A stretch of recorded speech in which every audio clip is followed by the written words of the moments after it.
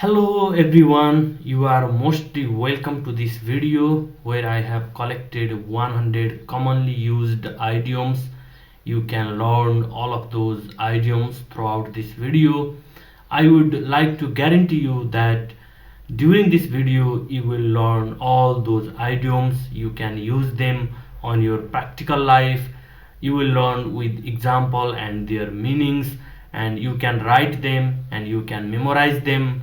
And these idioms, utilization of them properly on the correct sentences, whether it is in term of speaking or writing English, you will improve. You can bring your English to another level. So that continue to watch this video completely and write down all the idioms and keep practicing English as much as you can. And another thing, I want to start from the disclaimer, that is, if you are the teacher of English, if you are already expert to speak, to read, to write the English, then just ignore my video, because I am also the student of English language. I am trying to learn English day by day, and if there are some other students, they want to know how the English can be learned, they can join this video and they can get the benefits. Let's start from first idiom which I have listed here. uh, this one says a hot potato. Make sure to write in your paper a hot potato. Meaning of this idiom is something that is difficult or dangerous to deal with. Let's see an example. Terrorism is a political hot potato in Afghanistan. You can make your example yourself using this sentence. The idiom is a hot potato. Meaning is very difficult or very dangerous to deal with. For example, terrorism is a political hot potato in Afghanistan. Let's move to the second one. Second one says a penny of your thoughts. Meaning of this idiom is way of asking what someone is thinking. Way of asking what someone is thinking. Let's see an example. After several minutes of silence, he finally looked at her and said, a penny for your thoughts, Lily. This sentence speaks like a love story sentence. After several minutes of silence, he finally looked at her and said, a penny for your thoughts, Lily. That means he is trying to say what Lily is thinking. He is trying to say indirectly in this sentence, and you can create your own example using this idiom. Let's move to third one. Third one says actions speak louder than words. In this idiom they are comparing two things, that is action and words, and they are saying actions speak louder than words. Let's see the meaning of this idiom. It is commonly used in the society. What you do is more significant than what you say. Look how the meaning clarify the idiom. What you do is more significant than what you say. As an example, there is a conversation between boy and a girl where boy says, I am sorry, I will try to be a better person henceforth. And the lady replies, actions speak louder than words. The lady, she don't need to speak more than this. The the idiom used here is enough. Actions speak louder than words. Let's move to another idiom. Add insult to injury. Meaning of this idiom is to make a bad situation worse. To make a bad situation worse. As an example, their basement was flooded, and then to add insult to injury, a pipe burst in the kitchen. That means I already have some problem and some other problem again added to me. That means we can use this idiom, add insult to injury, to make a bad situation worse. Now let's move to another idiom, an arm and a leg. An arm and a leg. Meaning of this idiom is a lot of money. If you have a lot of money, you can say an arm and a leg. Or if you have to give example for someone who have a lot of money, who can ready to pay a lot of money, you can use this idiom. As an example, it is the best cruise in the world, but it will cost you an arm and a leg. Let's move to the sixth one, at the drop of a hat. At the drop of a hat. Meaning of this idiom is immediately, without any hesitation. Immediately, without any hesitation. Let's see the example where Illy was always ready to go shopping at the drop of a hat. Illy was always ready to go shopping at the drop of a hat. Let's move to another one, back to the drawing board. The meaning of this idiom is start something all over again. Back to the drawing board means we need to start everything from the zero again. And in the example, they are saying, I failed this semester, but I am back to the drawing board. I am back to the drawing board. That means I am going to study that particular semester again. Let's move to another idiom, ball is in your court.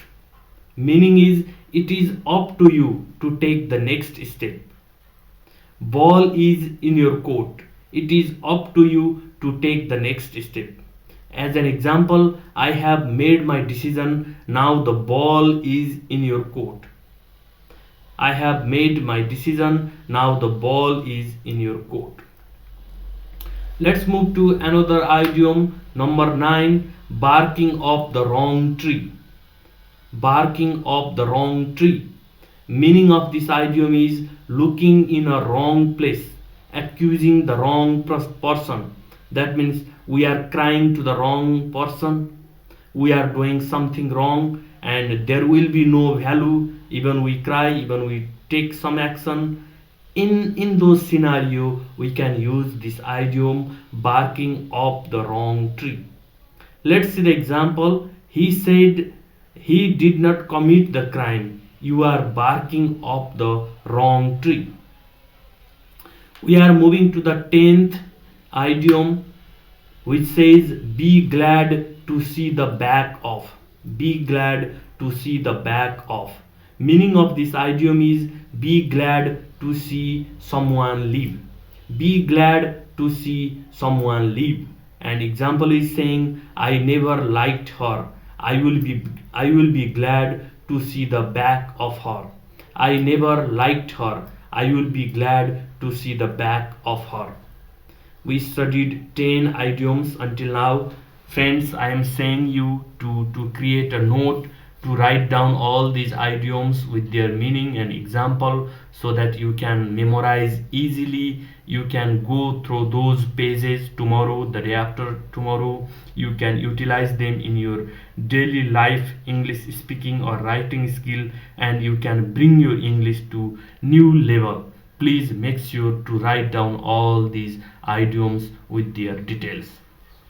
And as I speak already, the disclaimer is, if you are the teacher of English, if you have very good fluency in English, please don't watch this video. This video is for the students of English who want to learn their speaking, their writing skills to improve English. This video is for those persons, and I am also the student of English. I am trying to do something for the guys who are like to me. Let's move to another idiom. Another idiom says beat around the bush. Beat around the bush. Meaning of this idiom is avoid answering a question, not speaking directly about the issue. Beat around the bush means we are trying to avoiding a question and we are not speaking anything directly. Let's see an example. Tell me what the problem is. Stop beating around the bush. We will move to the next idiom. It says best of both the worlds. Best of both the worlds. Meaning is situation wherein one can enjoy two different opportunities. Situation wherein one can enjoy two different opportunities. As an example, she had the privilege of a professor and freedom of a student. She had the best of both worlds. She had the privilege of a professor and freedom of a student. She had the best of both worlds. Let's move to another one. This is best thing since sliced bread. Best thing since sliced bread. Meaning of this idiom is a good idea or plan, an excellent new invention. A good idea or plan, an excellent new invention. We can say best thing since sliced bread. Example of this idiom is I love your idea. It is the best thing since sliced bread. I love your idea. It is the best thing since sliced bread. Let's move to next one. It is saying bite off more than you can chew. Bite off more than you can chew. Meaning of this idiom is to take on a task that is way too big. To take on a task that is way too big.